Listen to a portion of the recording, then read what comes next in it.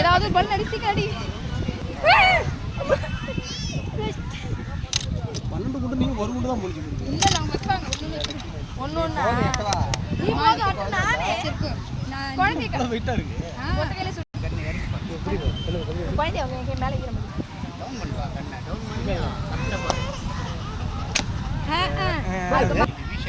அடுத்தபடியாக போட்டியாளர் வந்து அடுத்தபடியாக ஆட்ட நாயகன்